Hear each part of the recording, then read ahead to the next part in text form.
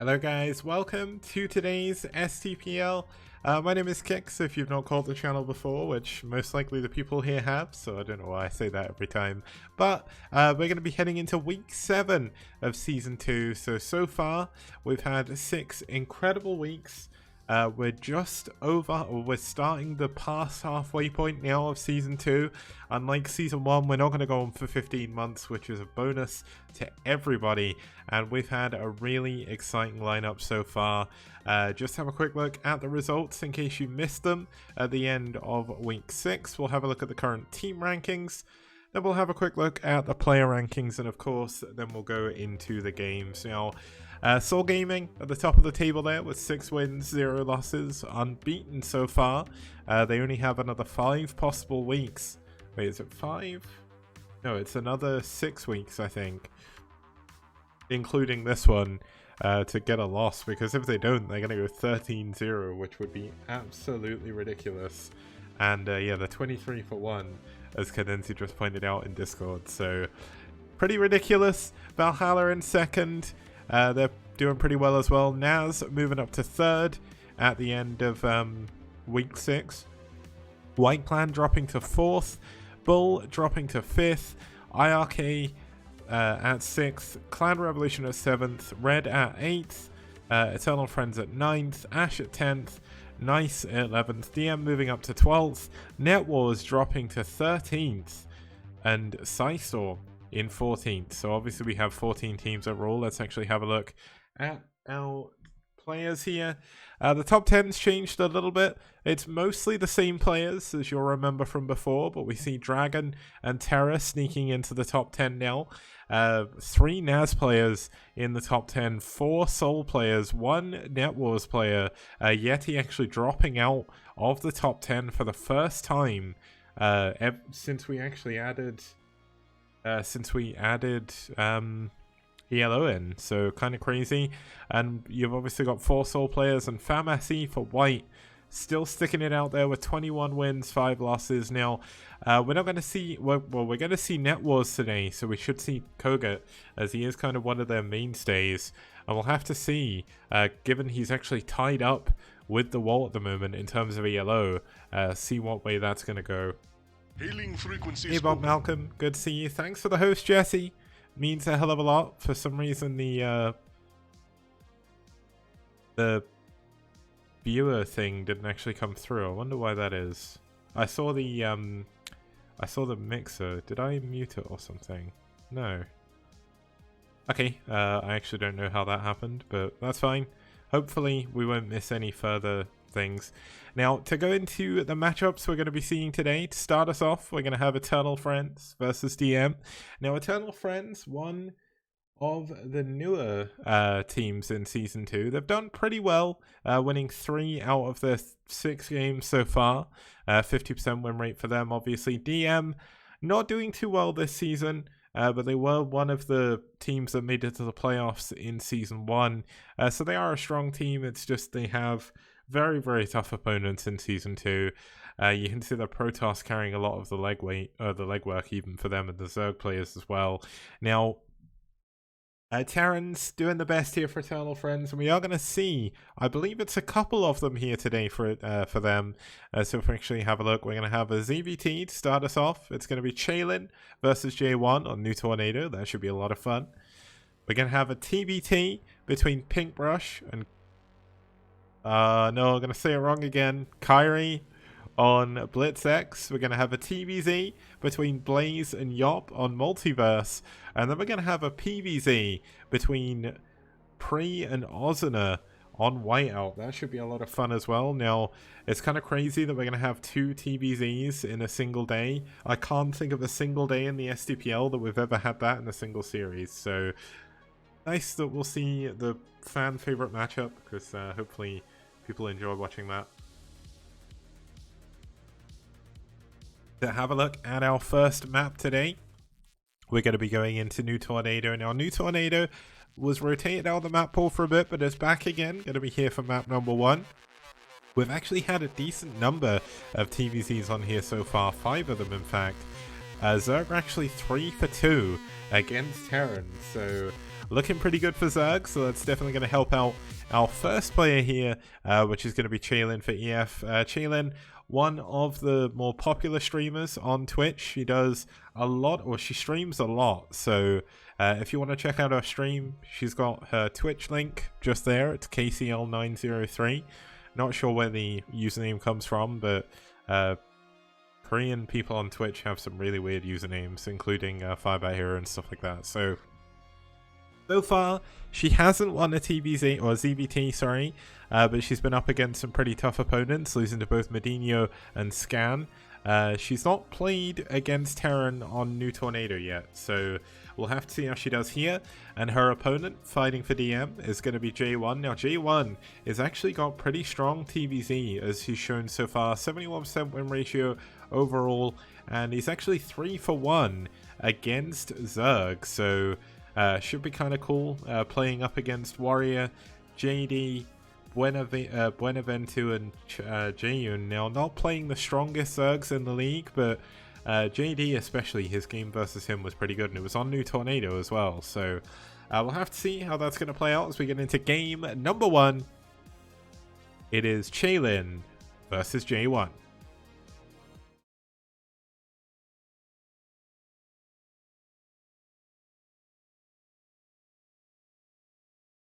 Okay, so it looks like my sound is coming out the wrong place, so I will fix that.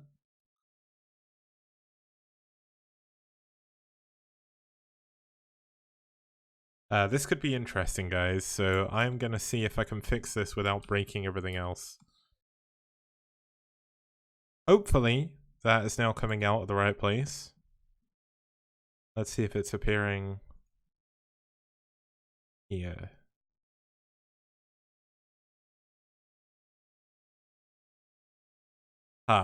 Okay, we've got no sound in the game, so if you will excuse me, what I'm going to do is end this quickly. Just going to take us back to the... Just going to take you back to me for a second while I fix the sound. That'll teach me for trying to load everything without changing all my default audio devices and everything. But that's the way the cookie crumbles sometimes. Now, are we going to make this work by just reloading it? Hopefully we will. This is actually the first time this has gone wrong, but it's the first... Well, I've had my new PC now for about 2 weeks. 2 weeks about, I think. Just under. And essentially, like, we've not done too many streams, so it comes down to the way that Windows 10 deals with multiple monitors. But we've just turned on the other screen again just so I can see Discord and everything. Makes it a little bit easier to keep up with all the people chatting, because I know there's a lot of you in Twitch chat, which I've got open on my phone underneath me, but now I can also check Discord as well. Now that's always quite useful. Loading up the game again. Hopefully you guys had a pretty good Monday, or if you're currently in the middle of it, hopefully you're having quite a bit of fun. I had a bit of a weird day at work, so that's obviously strange, but that's the way work goes. I've just noticed that this is slightly off, but then if I move it, that's actually made it worse. So I'm not very good at this whole green screen thing. I need to get a better one. There we go. That should be a bit better. Now let's quickly go in and load up this replay again, and then we can get back into the game. Yeah, it's always fun solo casting. Obviously for Rapid it's becoming harder to do it because essentially it's now at 5 AM for him rather than 4, which means he can sleep before and then wake up, but then obviously waking up at 5 AM is not fun, so I wouldn't really want him to do that if he doesn't want to. So if we check here, so we are on New Tornado first, and I believe everything else should still be set up, which is always good. Let's hope that works pretty well. And why the heck did I decide to try and edit this now? That was a really bad move. You can see me trying to fix my camera and just how badly it is. Yeah, I think this will have to do for now. We'll fix it afterwards. Let's hop over to the game screen. Let's get started, finally, with game number 1.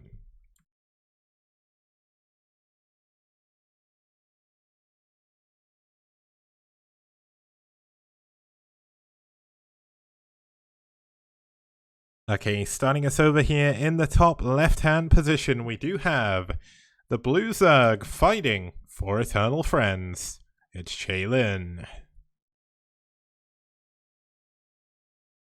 And her opponent spawning down here in the bottom right-hand corner is fighting for DM.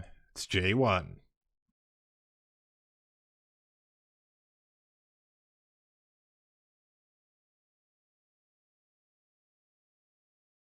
I'm Migway Furkos, and Mafito is back. I'm guessing you're... I would imagine you're both from EF. I know that Bob Malcolm is, but I'm not too sure. I know Migway, you've been around before, so it's good to see you again. Now, the previous TVCs I've seen from both of these players have been kind of strange. J1 kind of opts to go for mech styles, a lot of early tech quite often.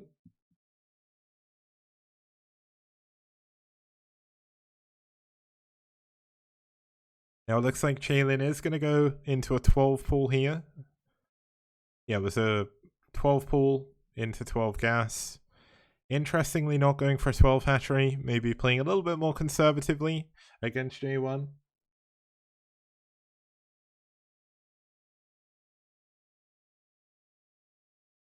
J1 obviously going for barracks. Now J1, based on his build so far, is not going to be going into a tech opening here. He's going to open at least one barracks, likely into an expansion from here. Now, it doesn't mean you can't go for mech off the back of a 1-rax fast expand, but going for the factory so late when you're opening mech is a little bit weird, so I don't think we'll see that. There's no sound in the game still.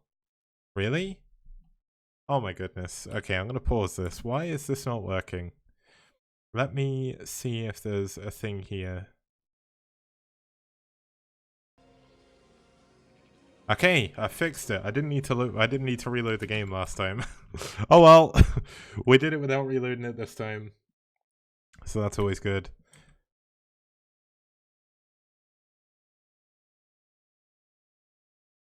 And have I now somehow... Yeah, I somehow muted it. How... It was working, and then I came back into the game and broke it. I've got no idea what I'm doing today. Let's just put it down to Monday, and then we can go back from there. Okay, so J1 going to go for this 1-rax fast expand. We'll have to see when he gets his gas if he's going to go into a 2nd-rax first, because he could go for a 2-rax academy play here. Now, against normal Zerg builds, I would say that 2-rax academy is not as good as 1-rax or +1 5-rax, but when you have these fast tech openings, 2-rax academy definitely better in the long term, and that looks like what J1's going to be going for. Now, obviously J1 has just scouted that it is 1 hatchery layer into 2nd hatch. Based on his SCV timing, he should know that that hatchery was not built first. And this is a really, really quick layer here by Chaylin. So definitely not the most common ZBT build you'll ever see. Now, whether this is going to be for very, very early Mutalisks or some kind of Lurker Rush is yet to be discovered, but I imagine it's going to be for a Spire here, just kind of like the world's quickest Spire, as you would have had the Hydralist building by now otherwise. Now Chaylin does have a good number of lings, going to help out here. Now J1, of course, going to be walling himself in at the front, just to make sure he doesn't die to any mass ling attacks. And look at this 2nd SCV moving in. This is perfect play by J1, just going to confirm exactly what he saw. Now, he's seen a ton of lings heading towards him. Now, can Chaylin break through here? This is going to be a very important moment in this game. J1 isn't necessarily in a position where he can actually drill through his own Marines to help the Marines out against Chaylin's lings. So let's see what she can do. She jumps in. There's actually not a lot of Marines here, so these lings should be able to break through. The Marines are actually all going down, but the bunker finishes. Oh, the SCV's blocking really, really nicely, but can the lings get into the main if the bunker... There we go, gets past the bunker. This means this bunker is doing absolutely nothing, and the lings are going to start to camp the barracks here. Let's actually keep an eye on the ling health. It's actually quite low at the moment, so J1 does look like he is going to be able to clean this up. But Chaylin has done quite a little bit of damage here. Now, And I just realized the contradiction in what I just said quite a little bit, but I did quite a bit of damage there, killed a lot of Marines, which definitely hurt J1 a little bit later on, as the Mutalisks are going to be on their way soon. And when Mutas are heading towards your base, if you don't have your engineering bay done, which J1 does not, and you don't have a big Marine medic count, you can be in a lot of trouble. Now obviously Stim is on the way, very, very normal for this kind of situation. But obviously, losing your Marines is not normal. So second gas is on the way here for Jalen.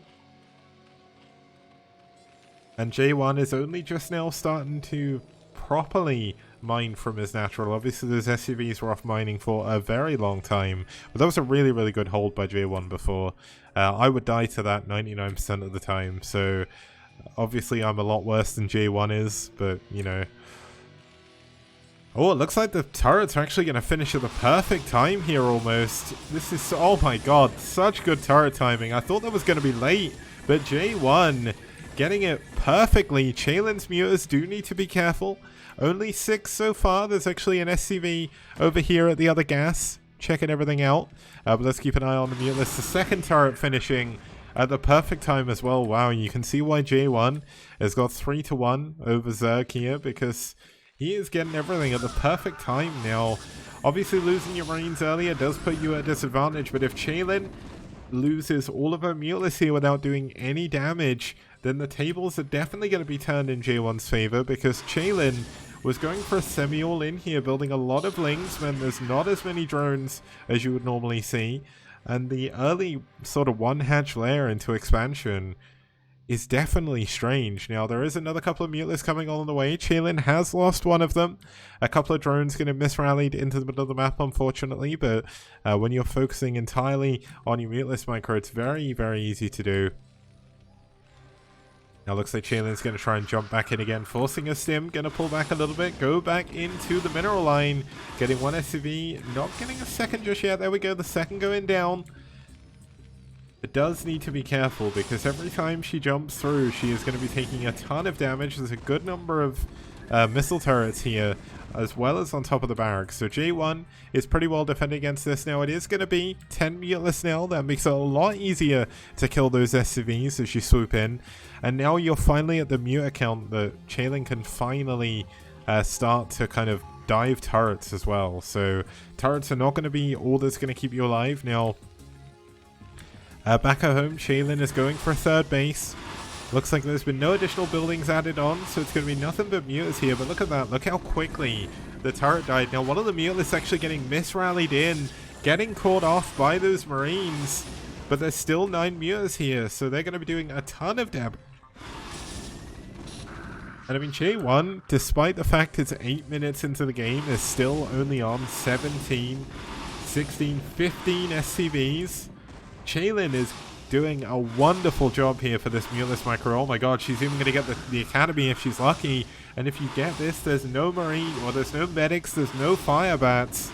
And all of a sudden, these Marines will become much, much weaker. Now, another 2 Mutalists are being added on to add this back up to 10 again. Now, the third base is up. The gas is already done. This is how much Chaylin wants that gas coming in. And no Queen's Nest and no Hydralisk Den either. So relying entirely on Mutalist Micro to try and pick J1 apart. And that is a very, very risky play. But when you get the Academy like this, if J1 can't rebuild medics, eventually these Marines are all going to die. So 11 Mutas now running back in, getting used the buildings to try and hit some of these glaives across, getting another SCV. Is Chaylin pushing on forward? And more SCVs are going down. Both of these turrets should fall as well. And if these go down, oh, nice repair, but not quick enough.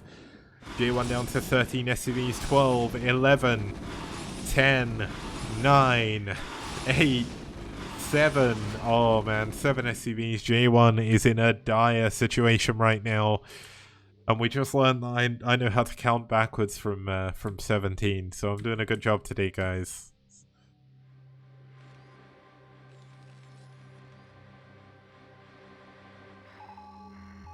Okay, Chaylin doing a good job leaving some of the damaged Mutless behind to recover and going back in with the fresh ones. Although, looks like she has just grabbed all of them for now. Now, there's a lot of Marines here still.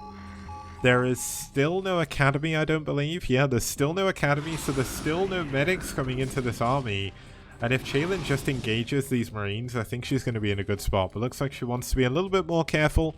We do finally have Hive coming on the way. Where's the Queen's Nest? Must be at the Natural. So it's at the Natural with the Lurkers as well. And Chaylin, once again, just rotating out the damage meters, wanting to make sure that this is going to be it. Now, it looks like J1 wants to push in, knows where the Mutless are, and will try and kill Chaylin in this one move down to 12 SCVs. J1 has to make this attack work. And obviously, Medic Marine against Mutless is one of the classic matchups in Brood War. And let's see how well J1 can do it. Because this may not look like many Marines, but they have +1 attack. And they are going to be ready to do some damage. Chaylin actually going for +1 attack as well on a Mutless, making them a little bit stronger. But I think Guardians would be a good choice from here, given the fact you are going Hive into Great Aspire. Well, here we go. Looks like we are going to have a couple of Sunkens going down before they can finish. And Chaylin still seems a little bit apprehensive about engaging this Fireball. But here we go. Looks like she is going to go in, losing a couple of Mutas, only picking off a single Marine. And this is why Medic Marine is so powerful, because if the Mutas are not microed absolutely perfectly, things can be very difficult. But here we go, the Mutless just going to fly on top of the Medic Marine. There is absolutely no way the Bio is going to win this engagement, and J1's entire army falls down. Now, only building Marines means you have no medics, there is still no academy, and no way to heal these medics or these Marines up. Essentially, at this point in the game, J1 is playing vanilla against Mutas, and there's a reason why Mutless were the best unit in vanilla StarCraft 1, and why both races got a unit that could deal with Mutalisks, being the Valkyrie and the Corsair. But it looks like the Muta's going to fly in for one more bombing run. There is absolutely nothing that J1 can really do about this, even losing a depot here at the edge of his base. Chaylin doing so much damage. Really well played by her. J1 obviously doing his best to hold on, but unfortunately, against the might of Chaylin here, there wasn't really much he could do. Now, Consumer's on the way, Defiler Mound is done.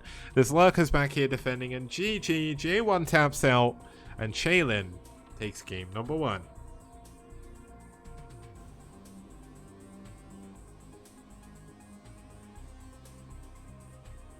Okay, now of course, that was not the easiest game for J1. He was up against the ropes there for a very long time, taking a ton of damage from those Mutless early on.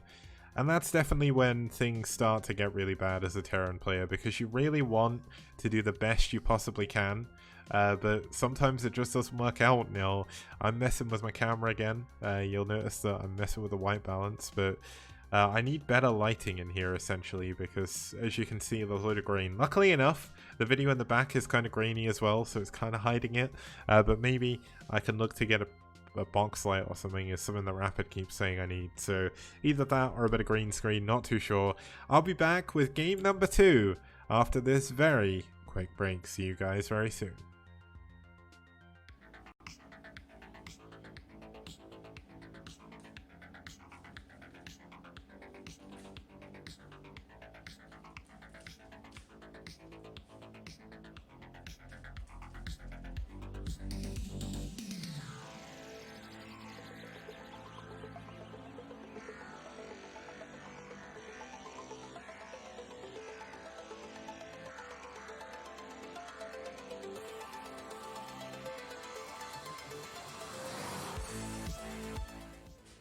Neo Arkanoid also makes its appearance in STPL Season 2, a map from 2006.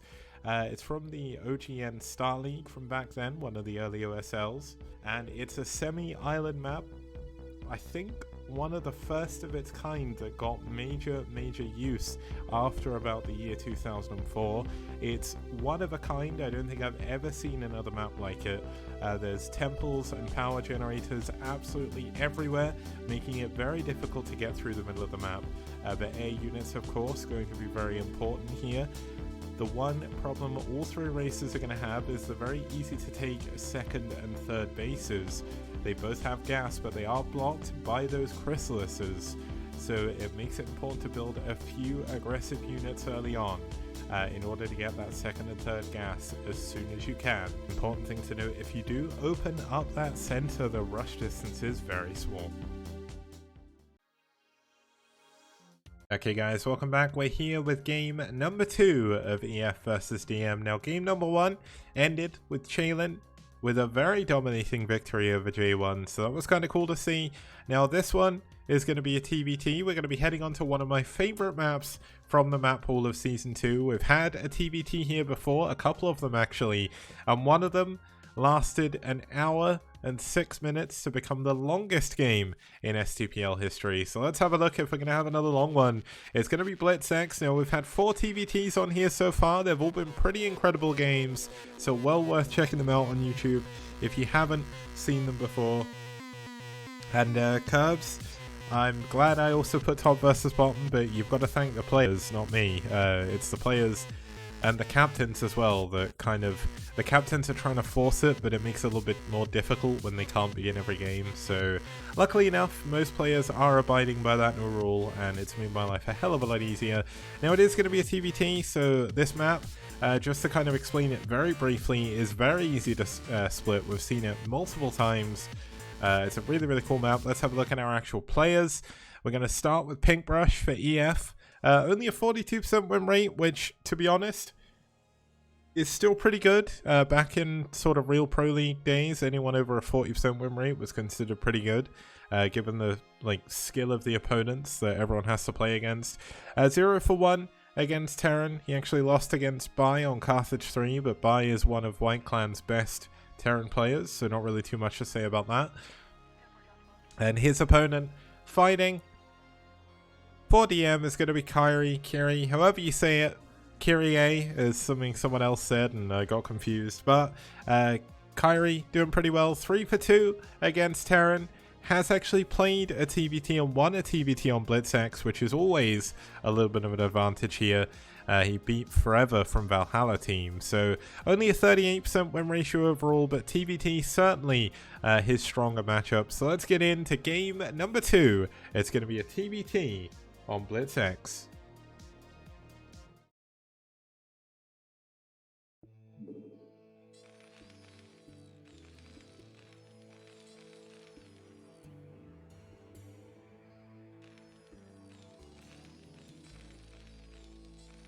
Okay, starting us off here in the top left-hand position, we do have the pink Terran fighting for EF. It's Pinkbrush.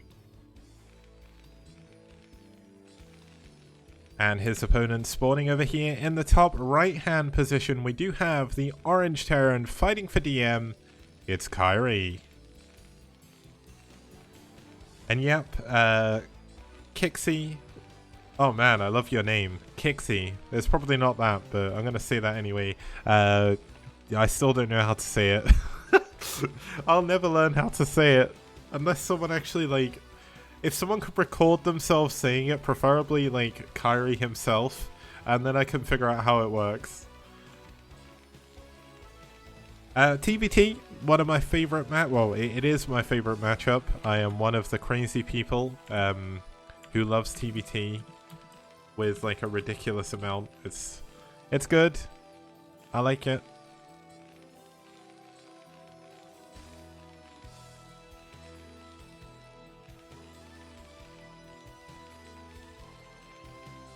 Yeah, TBT, there's a lot of viable openings that you can do in TBT. Now, Pinkbrush gonna be adding his barracks a little bit further over to the right hand side of his base. Now that is due to the fact the mains are very close by air, so if you build your barracks over there you can float it over incredibly quickly, which means it kind of works in the way that, say on Python or Multiverse, you get close by air spawns in a ZVZ. It kind of becomes like that. Obviously in CVC it's very different because you only have one production building early game, but being able to kind of scout everything your opponent's doing makes it a lot easier to react. It's almost like you're playing with early game map packs, which is kind of crazy. Now, unlike the the Fortnite streamer that got himself banned for map hacking. I've never hacked, I never will do, and I would never say to anybody you should do it. But if you want a legal map hack, float your barracks into your opponent's base in TVT. Now,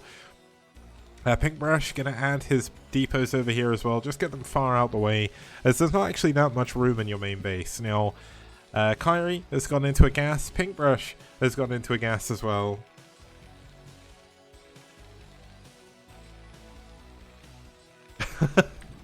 Oh man, what have I done? Yeah, I do not condone cheating, guys, so don't cheat, man.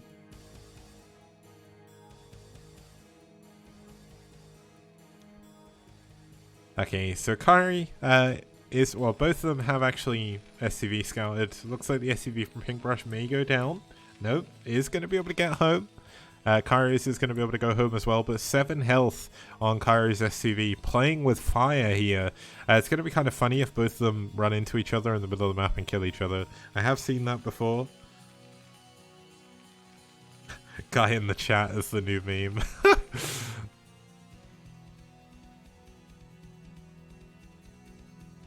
Okay, while we're getting started in this TVT, maybe a good time to shout out to both of our sponsors as well. Huge thank you to Liquipedia for donating $500 towards the initial prize pool. That's a third of the overall prize pool from Season 1, which is a crazy amount of money. We made $1,500 last time thanks to some fantastic contributions from both Matrino and yourselves in Season 1. And I'm hoping we'll be able to top that this year. Or this season. There's probably going to be... there won't be another season this year because this season won't end by the end of this year, I don't think. We'll be like a couple of weeks off because of Christmas and everything. But next year, STPL Season 3, that's when we're going to really start pushing it. We're gonna head up to that like 10k prize pool. That's the goal. And then, like, in Season 10, we'll have a live finals and we'll fly all the players out and everything. It's going to be great. Look forward to it. But let's have a look at what we've got going on. We've got Pinkbrush going for a proxy starport here. Now, proxy starport isn't the most common build in TVT because, honestly, sometimes it feels better just to build it in your main. But when you don't actually have that much room, it's not actually the biggest deal to do this. Now, Kyrie is obviously going to be able to scout quickly with his barracks as well, so you want to kind of hide it. But Pinkbrush going for the starport before command center means if he doesn't do any damage with it, Kyrie is going to be very, very far ahead. Because Kyrie is going to be up to a second factory as well. Pinkbrush delaying machine shops for a very, very long time, so there's going to be no Vulture upgrades when this drop actually does come in. But looks like Pinkbrush is saving up. At least I thought he was. No, wow, he's actually going to... Oh, he's going for Goliath drop. Okay. This isn't the most common build, but that would explain the lack of the machine shops. You need as much gas as humanly possible for the armory and all of the factories. Now, to Kyrie, if Pinkbrush's units don't spawn in the right time, like, here we go. If he hides them, Kyrie's just going to think there's going to be vultures coming, I think. Like, I wouldn't suspect a Goliath drop after what he's seen. He's seen no starport, he's seen no armory. But looks like Kyrie's opening Goliath as well. Okay, so this is definitely a weird situation. Now, we're going to have 4 Goliaths dropping into the main. There's going to be Goliath on Goliath action if the dropships can actually get there.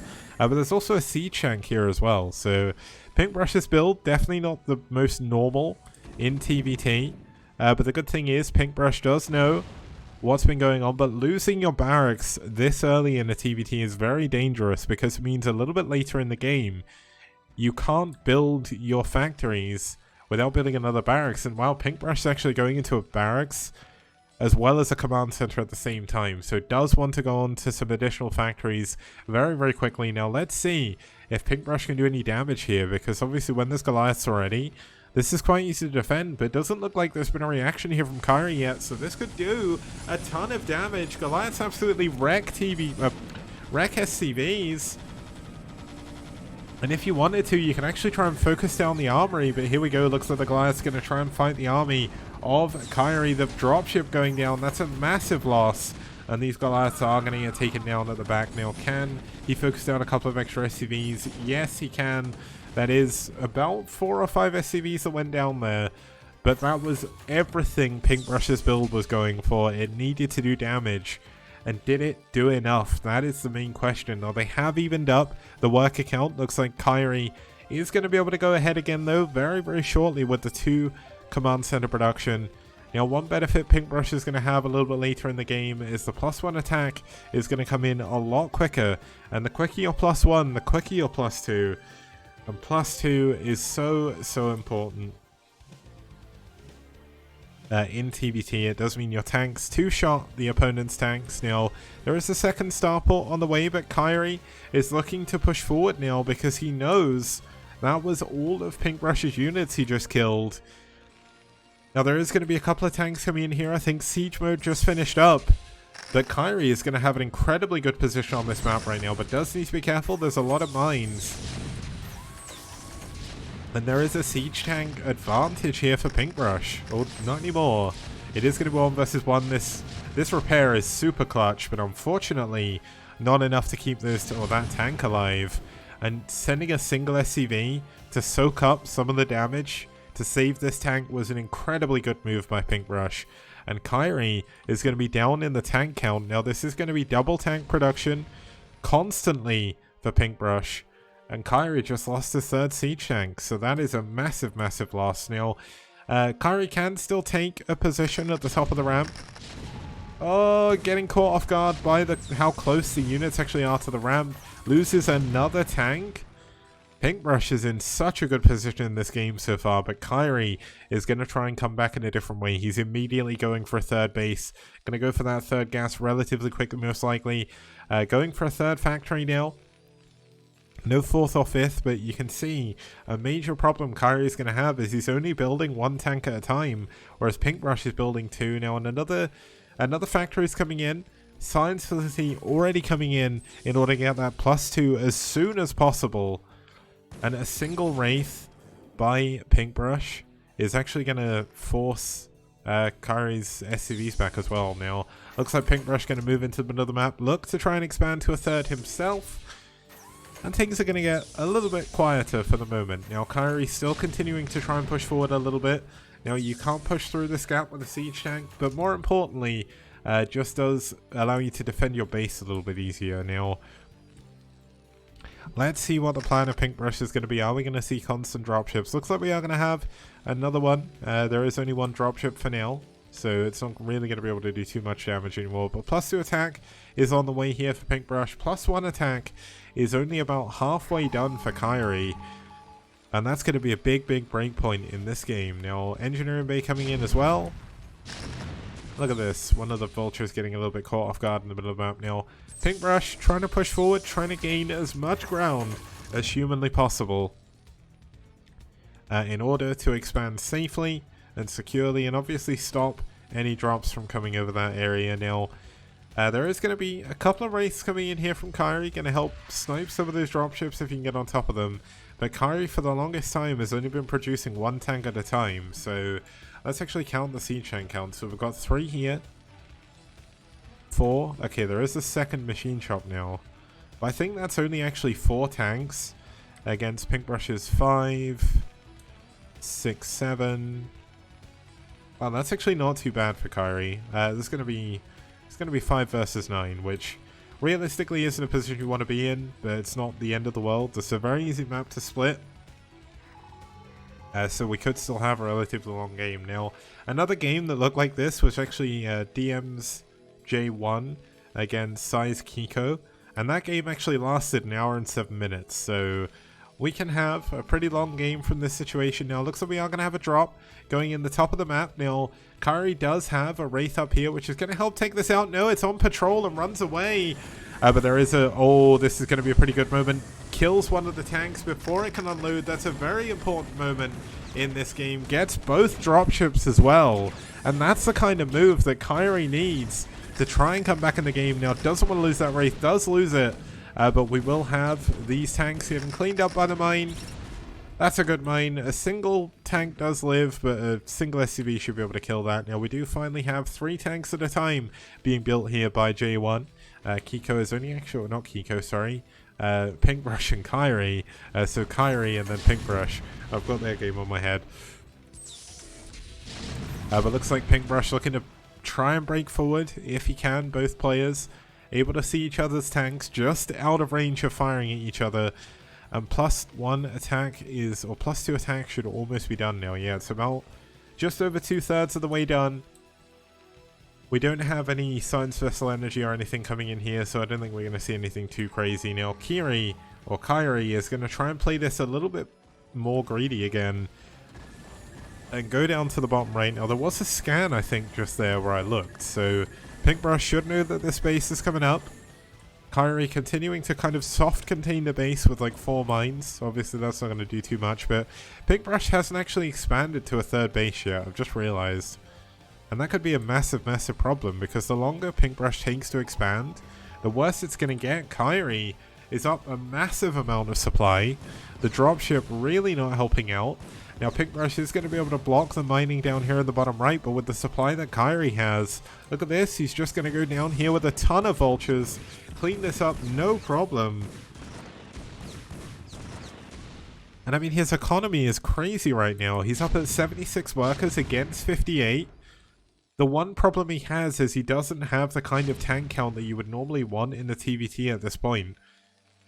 But does it matter too much? Pinkbrush doesn't really have enough supply to try and break through. Yes, 20 supply of that is in workers, but still, there's no 3rd base. Where is the 3rd command center from Pinkbrush? I'm so confused by this plan. I don't know if Pinkbrush just thinks he can win the game off the back of 2 bases, but you do need to expand in TVT. There's actually no reason not to expand, to be honest, in TVT. You get so many excess minerals.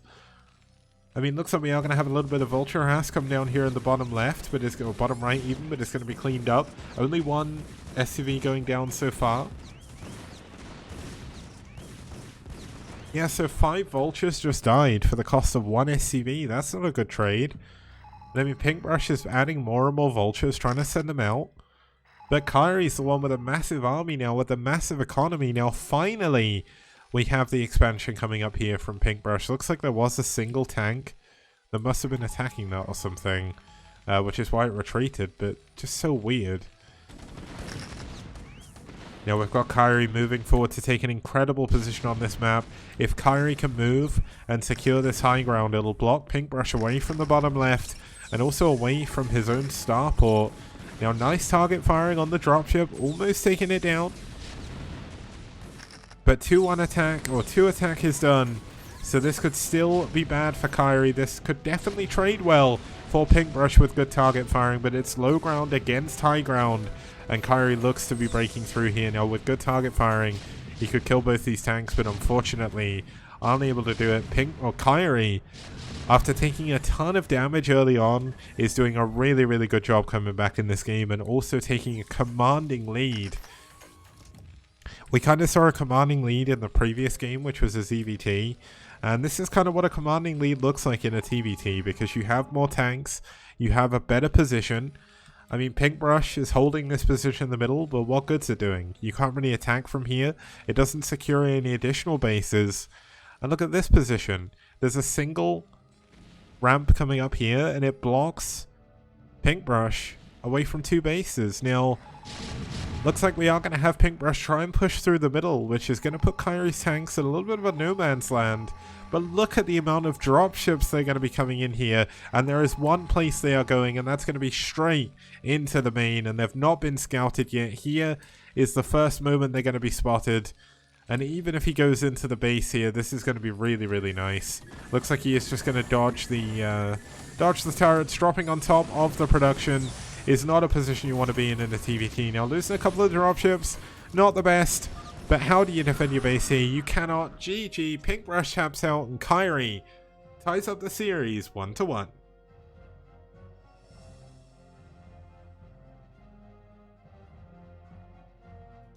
Now that was kind of one of the weirdest TVTs I've seen in the STPL, because it started off and I thought it's going to be an even game, because Pinkbrush went for this kind of weird 1 base build that didn't really do too much, but it did enough to kind of even up the worker count, and then Pinkbrush for some reason stayed on 2 bases for ages. And Kairi, obviously, his macro exploded, he got his 3rd base incredibly quickly, got that 4th base as well. and that's when things really start to spiral out of control, and Kyrie taking a great win over Pinkbrush there at the end of that. So really good job. We'll be back in just a couple of minutes with game number 3. It's going to be another TVZ, so you won't want to miss it. See you guys very soon. Outstanding. Rock and roll.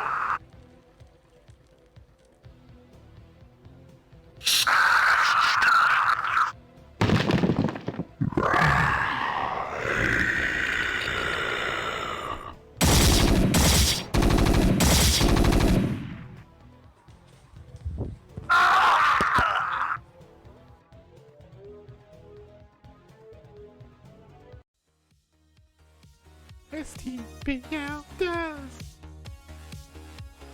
Bio TVP. Wow! You got it. STPL does. Mass Scouts? No problem.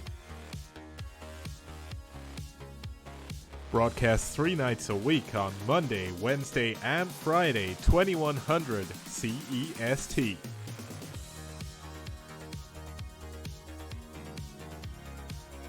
Fantastic casting, fantastic production, fantastic prizes. Only here on the STPL.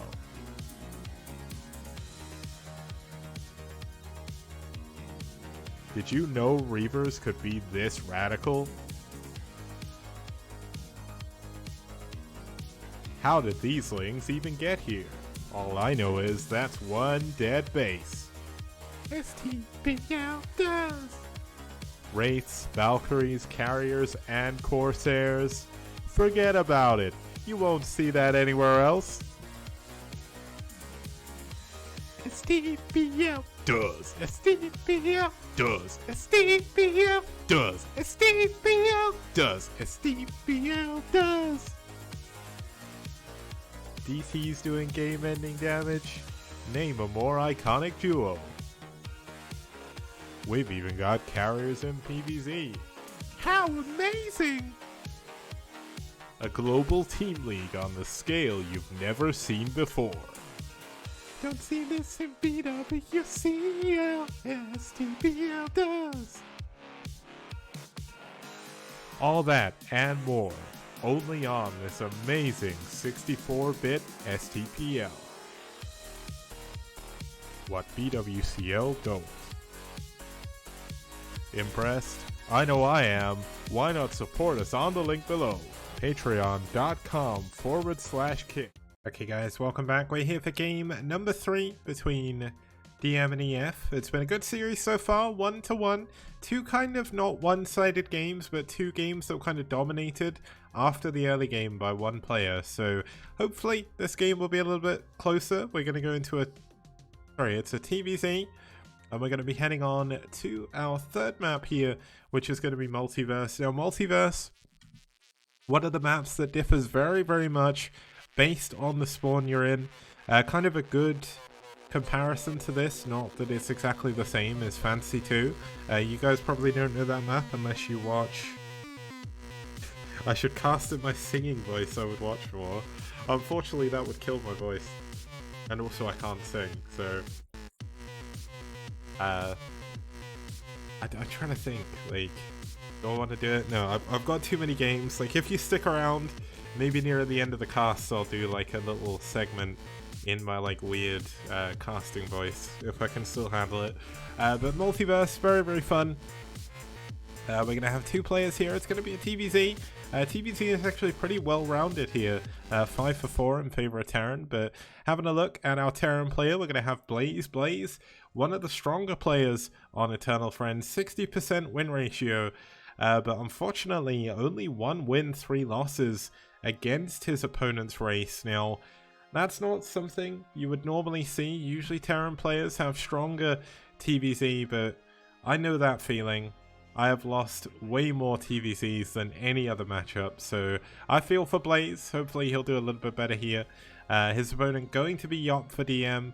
Now Yop is a really good Zerg player, is 1-1 against his opponent's race, so not too many versus Terrans, but obviously against Reyna and Chef Kev, two of the stronger players on their respective teams. So let's not waste any more time. Let's get in to game number 3 of Blaze versus Yop.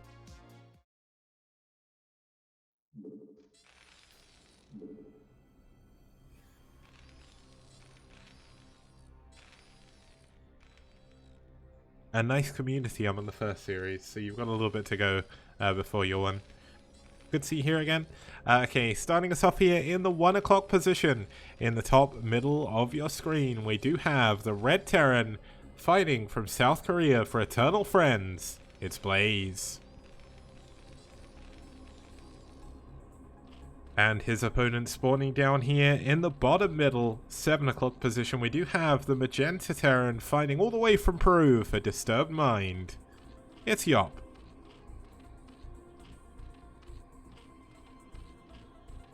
Now it's funny, I've realized I've started using like the full names for the clans a little bit more often, so you've got like Net Wars, White Clan. I don't say Soul Gaming because Soul sounds cooler, but then there's certain players or certain teams like Ash, IRK and Red, and I can't actually say their names.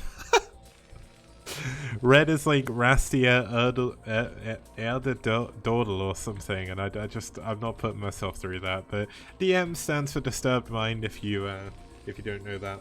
I know Linestone was asking about that in Discord a second ago, so.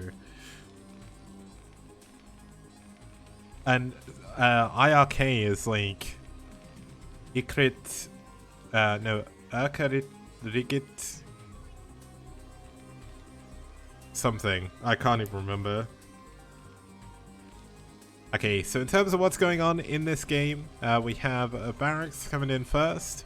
Looks like we've got Yop going for a 12 hatch. Yep, there we go. Now that hatchery was actually a little bit late for a 12 hatch, so I'm not really sure what the plan is behind that. Maybe go into a quicker spawning pool after. I guess it's a little bit safer against Marines, but it does come up a little bit later, so that's something. Now Snappy 2 point, I have considered doing a cast with the Carbot skins, but I'm going to do something else for that. I don't want to do that in the main event, because the main event has been in like normal remastered vision the whole time, and I'm going to keep it that way. So I'm hoping in the future, like in the next year or so, what I'm going to be able to do is, if I can make a little bit more money from Patreon, I've got a stretch goal on Patreon now. If I can make that for a good few months, what I'll do is I'll cut a day out of my normal actual 9-to-5 job and actually make more events for StarCraft, because I really want to do it, but I can't afford financially to do it now, so it's just a case of waiting. But until then, I'm going to put all my effort into STPL, so everything will be kind of related to STPL as well. And I could do the Christmas Cup in Carbot skin as well. That would actually be quite fun, so good idea, Harry. Okay, so 2 hatch layer coming in from Yop. Fairly standard build these days. It works a little bit better against these tech openings. Now, Blaze did go for a 1 Rax expand into this, so it's not going to be a super fast factory at the very least. Just open a team house in Korea, says Starmania BJ. Starmania, you're Ziggy, aren't you? I'm just trying to remember. I know it's someone's username, but I can't remember who. It's just such a weird name.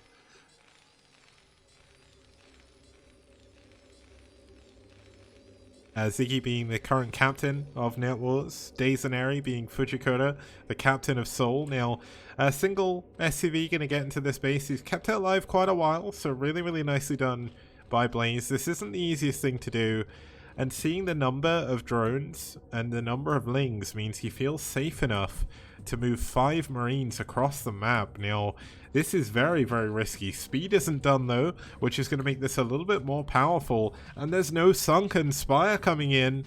There's no Overlord. Well, the Overlord is not in a position to be able to scout for this. And these 5 Marines can actually do a ton of damage. Look at this. He's going to give up the SCV now because he knows he doesn't need it. And he's going to focus down some of the drones. 1 drone goes down. Does he get a second? No, it doesn't look like he does. But does need to be careful. But with good target firing and good micro, he can actually do a ton of damage here. Look at that Marine micro so far. Really, really nicely done. Trading very, very efficiently for Marines against this many lings early on.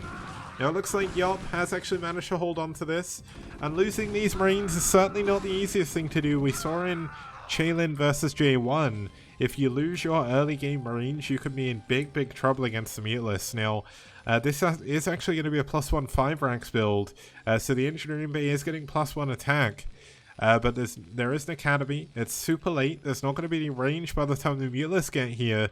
And there's going to be no medics for the immediate future. So this is going to be very difficult. Now, Yop has noticed that there's going to be a lack of Marines here. And despite getting away with murder, not building a single sunken, defending against that really nicely, Yop could actually opt to do a big counterattack here. Now, I honestly think that maybe waiting for the Mutalists here would be a better call. You wait for the Mutalists to fly into the main, you pull the Marines out of the bunker because he knows there's not going to be that many of them, and then you go into the natural with the Lings. Now, there is going to be going up to 5 barracks now. Scan is coming in. Going to see these Mutalists actually popping, which is a really nice scan timing. And he knows exactly when he needs to start the turrets. There we go, the turret's starting up. Really nice turret timing from our Terrans today.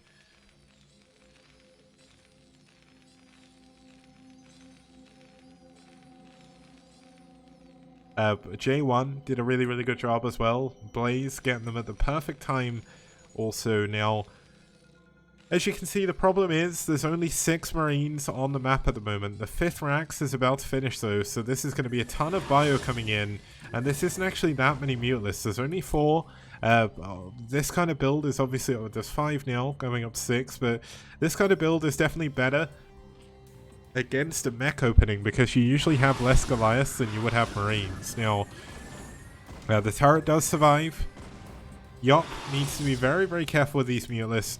A stimmed Marine is going to do a ton of damage. Now, the one problem is there's no range. So if these Mutalists are microed well enough, it can actually do a ton of damage, but it's so difficult in the early game to do that Mutalist micro against the Marines. It's kind of all or nothing as well, because if you lose all the Mutas, all of a sudden you're going to be losing the game, because there is going to be +1 5-ranks worth of bio coming over to your main base, and that becomes a very big problem. Now, are there any additional buildings coming in? Looks like that is a 3rd hatchery. No, it's a Queen's Nest actually. So we're going to have a very quick hive coming up after this. Now, Guardians wouldn't necessarily be a bad choice here, but losing one of those Mutalists there, not getting too many of the Marine kills, and the bio count is slowly starting to tick up. +1 attack is now done. +1 armor should be on the way very shortly, and we should see the factory starting very soon as well. But this is the problem. When you're up against +1 5-ranks, if you cannot cripple the Terran early on, all of a sudden you're going to have 2 control groups of Marines out on the middle of the map with some medics, and you are going to be in big trouble. Now, Yop is doing what he did in a previous game and actually opting to hide a hatchery over by his opponent's main base. Now, usually that wouldn't be too bad, but against Terran, who are going to go dropships anyway, that's going to cause problems. Now, looks like, oh wow, Blaze actually scanned both corner bases, but not the one by his main, because why on earth would someone expand up there?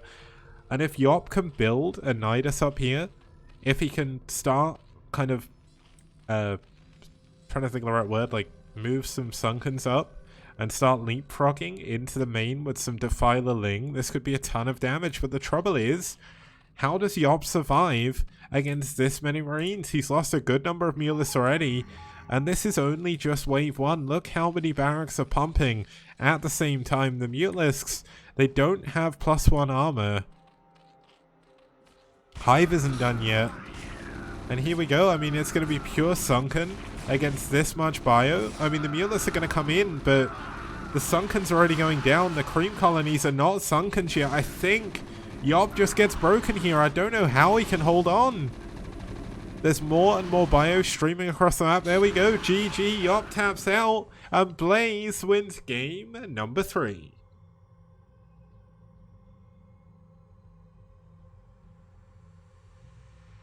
Yeah, so that was an incredibly quick game 3 there. I honestly thought that game could have gone a little bit longer, but I mean, Yop was lucky not to die at the beginning of the game. 5 Marines ran to his base. There was no Sunken. He only managed to lose a single drone, which is kind of ridiculous given the situation. And I mean, Yop cleaned it up. He cleaned up all the bio, but he was able to get up to his +1/5 racks. And the Muteless just did not do any damage whatsoever. And really, really commanding victory there by Blaze. Gonna take us into game number 4 with EF up 2-1. Now, because that was such a quick game, I'm gonna go immediately into game number 3. So let's just quickly load up the replay and then introduce the map and everything. Now, game number 4, sorry, is gonna be here on Whiteout. Whiteout, definitely one of the more like modern maps in the STPL. Obviously, it only came out recently, so not really too much to say about that, but it's been a pretty good map for ZVP so far. This is going to be a ZVP, of course. 2 for 3 in favor of Zerg, in favor of Protoss even, so going to be a little bit more difficult for our Protoss player, but let's actually have a look. Whoop, press the button a little bit too early. You saw some of the weird background stuff. But Ozina, not doing too great so far, but only 3 games, so winning a third of them, not too bad. Certainly not awful anyway. And if we actually have a look at his opponent, it's going to be Pre for DM. Now, Pre has played so many games for DM at this point. 43% win ratio overall, not bad. 4-2 or 3-2 against Zerg. So Pre definitely a strong opponent here for Ozina. Looking forward to seeing maybe seeing some kind of ace match here. That'd be amazing. But obviously to do that, Pre is going to have to win this game. So let's find out if he can do it as we get into game number 4. It's Ozina versus Pre.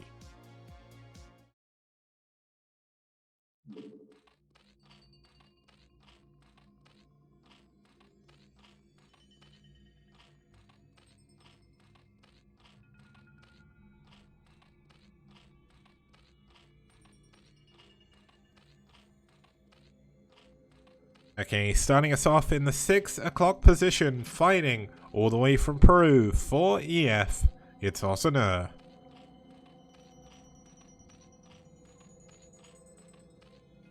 And his opponent spawning up here in the top right hand position all the way from Chile for DM, it's Pre, that's the Teal Protoss.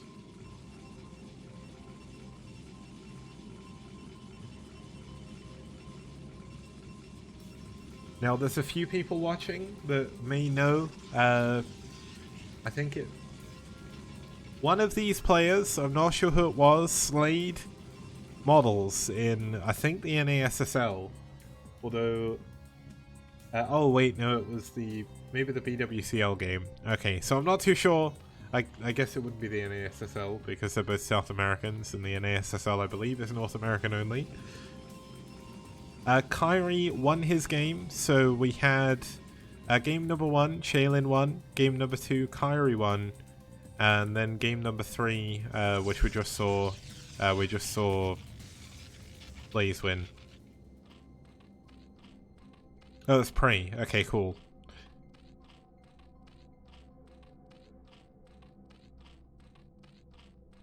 Okay, so we've got a 12 hatchery coming in here from Ozina. Now, this isn't the most common build anymore, just because Gateway First is more common. Now, Gateway First is a lot better at punishing 12 hatchery because you get your Zealot out a lot quicker. It obviously means your Lings are a lot later as well. Now, luckily enough for Ozina, Pre was not able to block the hatchery. Now, when you go for 12 hatch and your hatchery gets blocked, it's the worst thing in the world because you're essentially using everything you have to try and build up this massive economy early game, and then you get blocked, and then all of a sudden you have no hatchery, you have no spawning pool, and things get really awkward. Now, spawning pool is on the way. We're going to have Gate Forge before Nexus, which isn't the most common opening, because obviously you want to get your economy going as Protoss as soon as humanly possible, and especially Pre in this situation. He doesn't actually know anything. He's not even opted to scout yet. So this is why he's forced to go into a Nexus before a cannon before the Nexus. This is such a weird decision just not to scout. I guess Pre is so confident in knowing what he's doing that he doesn't need to worry about anything. Now, this map is kind of hard to wall in But I'd just like to point out this isn't the wall.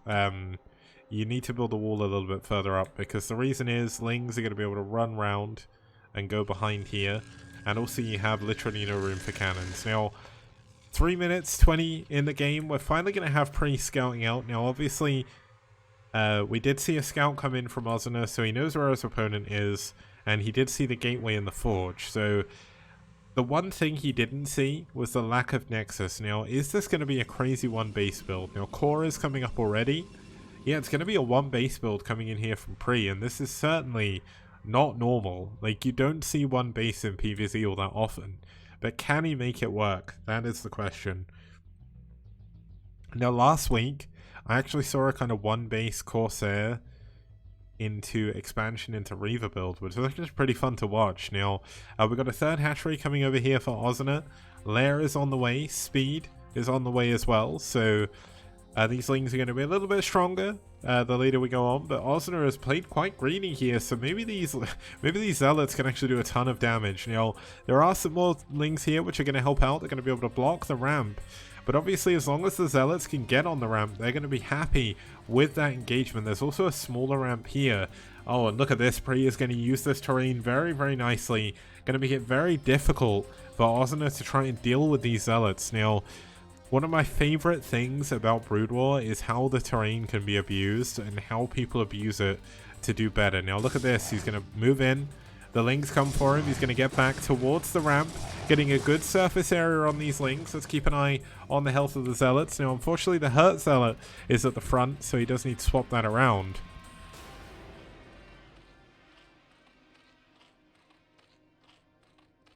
But doing pretty well. Now, the first Zealot going to be pulled to the back. Nicely done by Pre here. Going to lose one Zealot at least. We're doing a pretty good job microing, and the important thing is trading incredibly efficiently, and that is essentially what the job of these Zealots were. They keep the Lings back in the base. They also keep Ozuna from really being able to achieve too much, and they force out more Lings, and that's less drones. And the good reason behind that is +1 Zealot legs is on the way. There's going to be more Zealots coming in. They are going to charge their way across the map and see if they can do a ton of damage. Now, there is finally a Nexus here from Pre, so it's not a complete all-in. It's kind of weird to go one base for so long and then switch to Nexus, but I guess Pre has an idea. Maybe that attack was supposed to do more damage, but it's definitely weird. Now,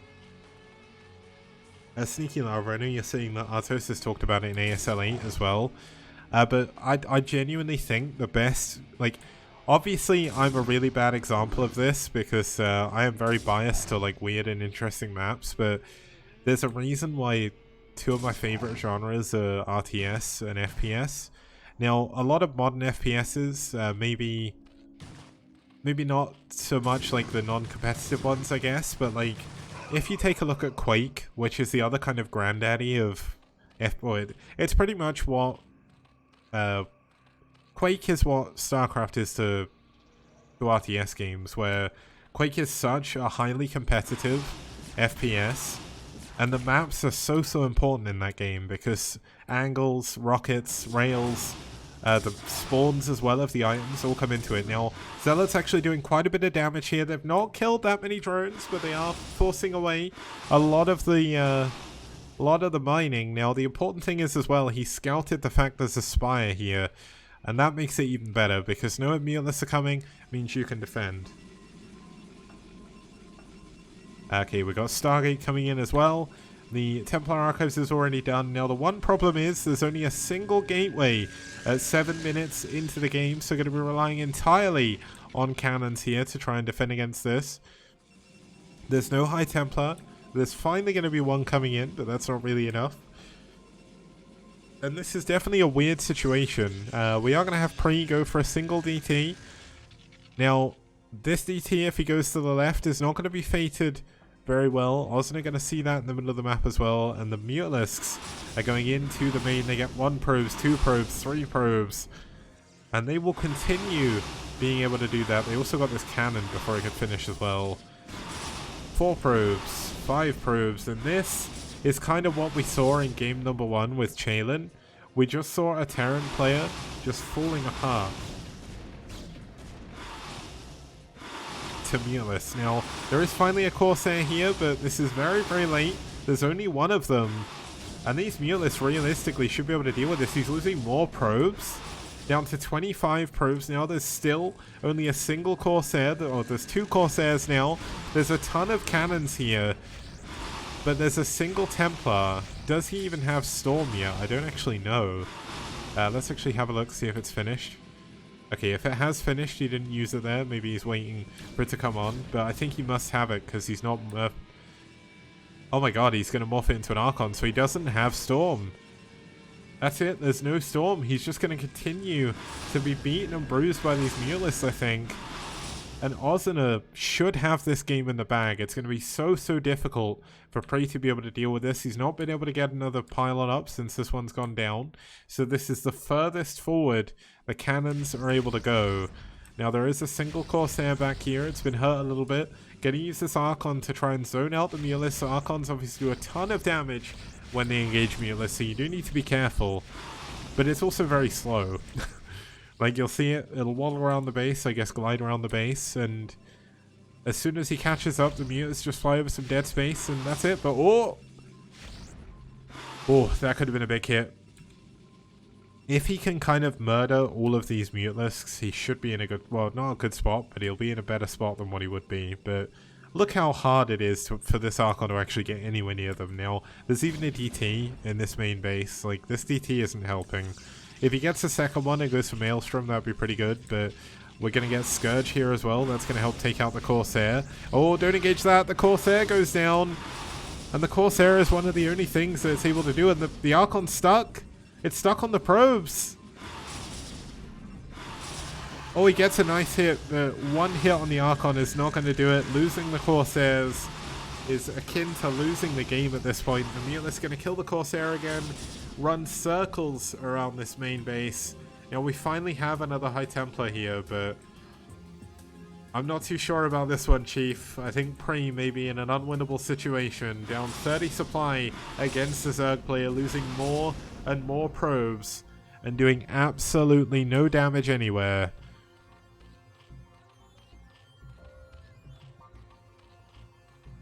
This is just not that great.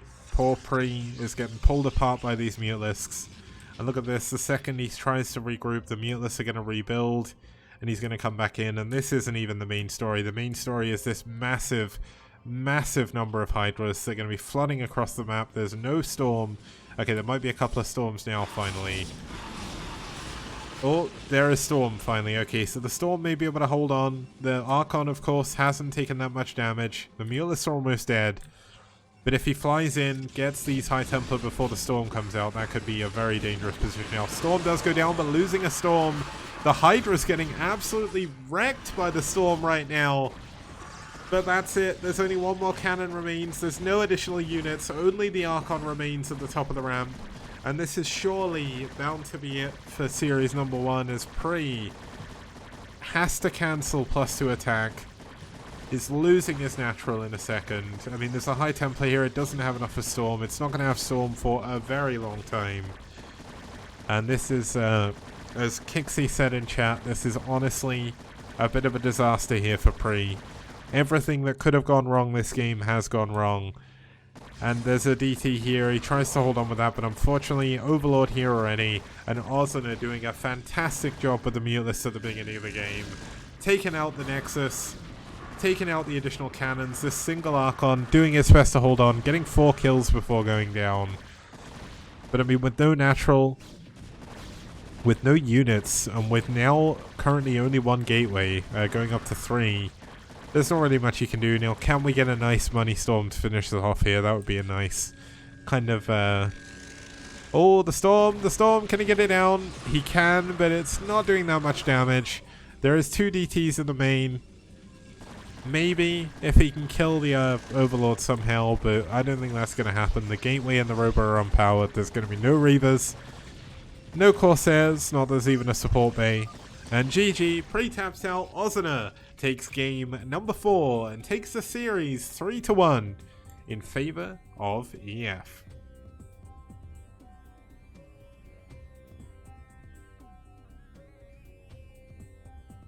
Okay, let's actually go straight over to the results screen. We can have a look how that series panned out. Now, of course, I'm not looking at the right screen, so you get to see another weird thing about the production. But EF winning 3-1. Shaylin taking down J1 with really nice muteless micro.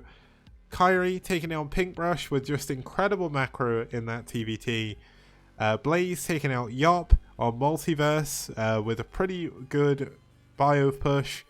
And then Ozina kind of taking out Pre with muteless as well. Kind of a mirror of game 1, just with different races. Unfortunately, J1 and Pre fell badly here to the muteless micro from Eternal Friends. So kind of cool to see EF win another series. That's a super important series for them to be winning as well, because they were kind of middle of the table, but they want to get closer to the top. Because obviously the closer to the top of the table there are, the top 8 teams are going to make it into the playoffs at the end of Season 2. So currently they were in 9th. That's going to put them up to... It's going to put them up to 5th temporarily. No, 6th temporarily. Obviously we still have a lot of games to be played from Week 7. This is only the first series of Week 7, of course. And we're going to be back with series number 2 when we get back after this short break. See you guys very soon.